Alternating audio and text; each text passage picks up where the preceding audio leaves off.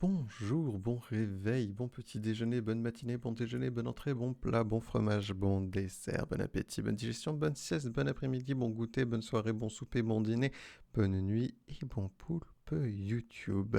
Ici Swift pour vous accueillir. On se retrouve aujourd'hui pour un nouveau Bonne nuit les poulpis, votre poulpecast d'une histoire, un conte, une légende pour se détendre. Installez-vous confortablement dans votre chaise, votre fauteuil, votre canapé ou votre lit et laissez-vous emporter par ce récit.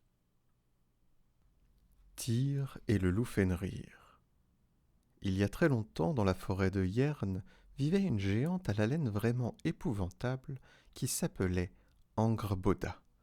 Elle n'avait qu'à souffler sur un champ de marguerites pour qu'elle se fane aussitôt. Angrboda était très seule, et cette solitude accentuait son mauvais caractère, typique des géants. Pour tuer le temps, elle se mit à étudier la magie, et quand ce fut chose faite, elle entreprit de tuer les gens, père, mère, enfant. Odin, qui voit tout, décida d'intervenir. Aidé des autres dieux vikings, il éleva un énorme bûcher et y jeta la géante. Seul Loki, le terrible démon du mal, n'avait pas assisté à l'exécution. Lorsqu'il arriva près du bûcher attiré par l'odeur de rôti, Angrboda avait déjà été dévoré par le feu, mais son cœur palpitait encore parmi les braises. Loki n'avait pas mangé depuis un certain temps, et en voyant ce cœur bien chaud, il fut saisi d'une irrésistible fringale. Il le sortit délicatement du feu et l'avala. Sur le moment, il ne ressentit rien de spécial, mais peu à peu son ventre se mit à grossir comme celui d'une femme enceinte. Pour éviter que l'on se moque de lui et de son gros ventre, Loki se réfugia dans une caverne où il demeura le temps de donner naissance à 3 créatures effrayantes. L'une avait la forme d'un serpent aux écailles tranchantes comme des rasoirs. Loki lui donna le nom de Jormungand. L'autre était un loup que le dieu appela Fenrir, et la dernière ressemblait à une jeune fille. Elle avait un buste généreux, un front blanc, des yeux d'un bleu intense. Cependant, le visage de cette jeune fille, des yeux au menton, était celui d'un cadavre, et ses bras étaient décharnés, squelettiques. Loki la nomma Hel. Loki n'avait pas l'intention d'assumer cette triste progéniture. Aussi, après leur naissance, le dieu abandonna ses enfants dans la caverne et rentra au pays des dieux. Il ne voulait rien leur dire, toujours de crainte d'être raillé, mais les nouvelles voyagent vite.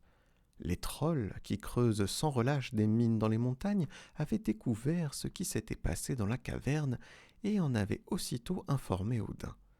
Voyant que tous les dieux étaient au courant, Loki, rouge de honte, partit se cacher à l'autre bout de la terre, sous une grosse montagne.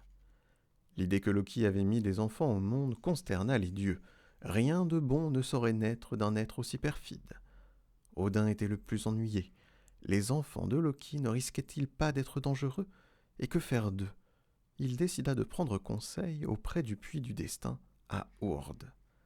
Pour avoir le droit de l'interroger, il fallait lancer une pièce de monnaie dans le puits.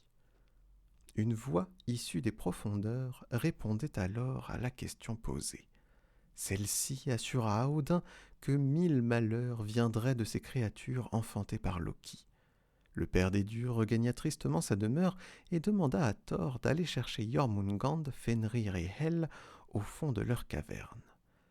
Lorsque le dieu du tonnerre revint avec les 3 enfants de Loki, Odin saisit délicatement le serpent pour ne pas se couper sur l'une de ses écailles et le jeta dans la mer.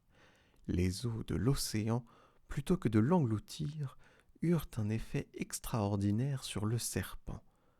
Il crut de façon démesurée jusqu'à entourer le monde entier. Heureusement, au plus profond de la mer, il ne pouvait nuire à personne. Le père des dieux revint près de Hel. Elle ressemblait tant à un cadavre qu'il décida de l'exiler dans les profondeurs de la terre, au royaume de l'obscurité.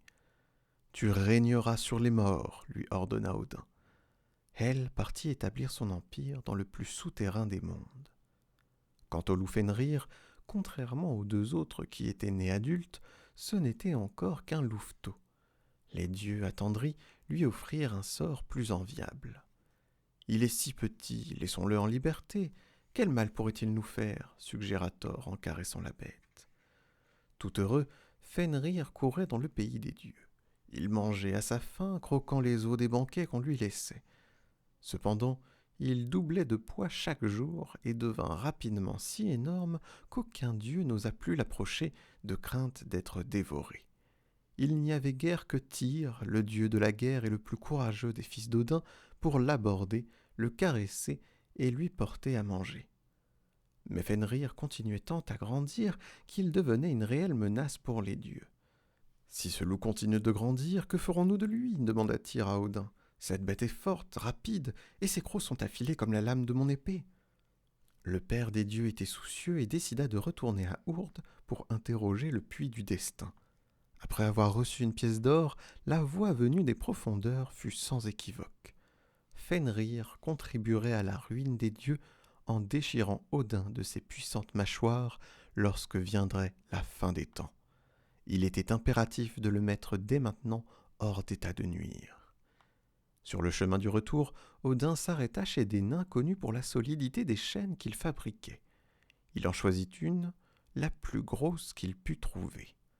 Aussitôt arrivé chez les dieux, il donna la chaîne à Tyr et le pria d'enchaîner le loup.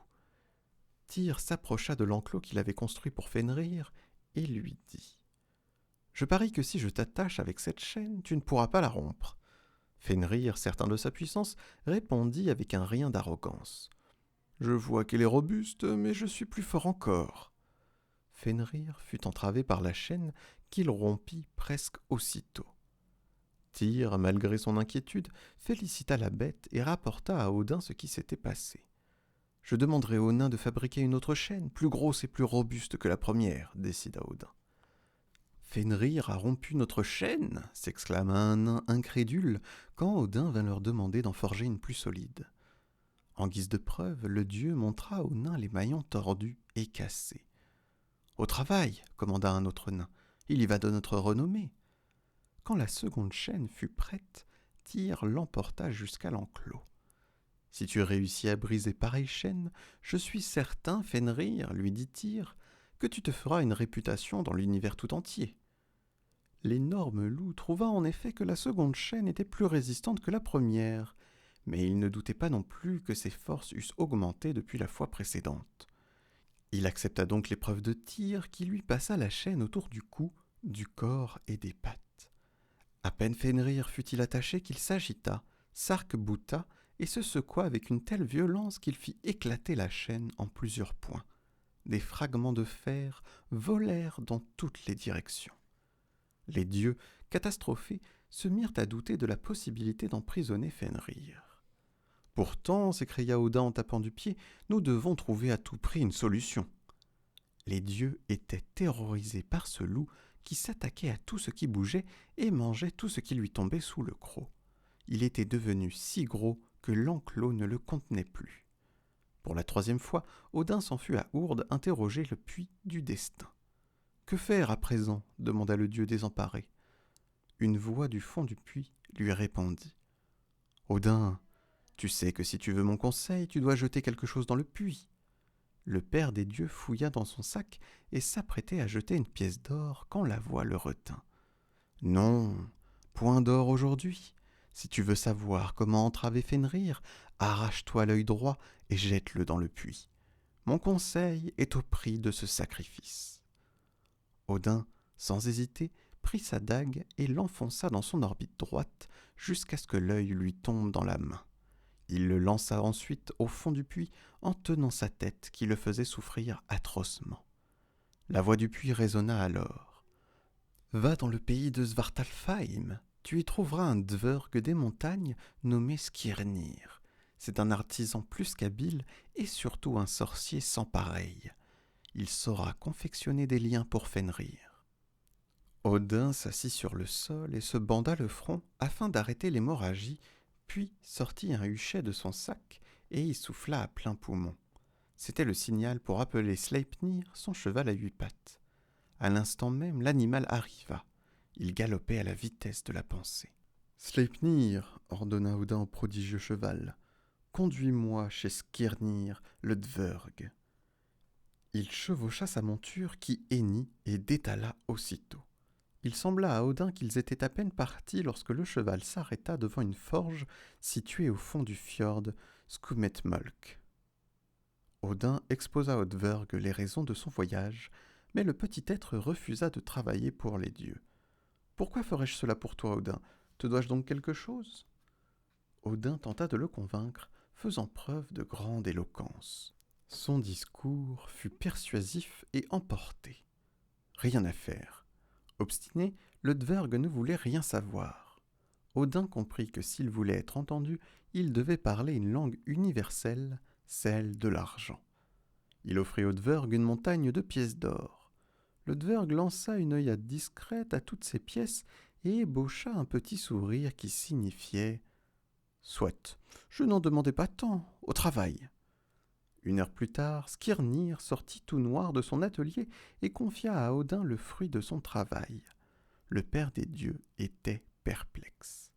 Il tenait dans ses mains non pas une chaîne de fer solide, mais un ruban de soie digne des meilleurs travaux de passementerie.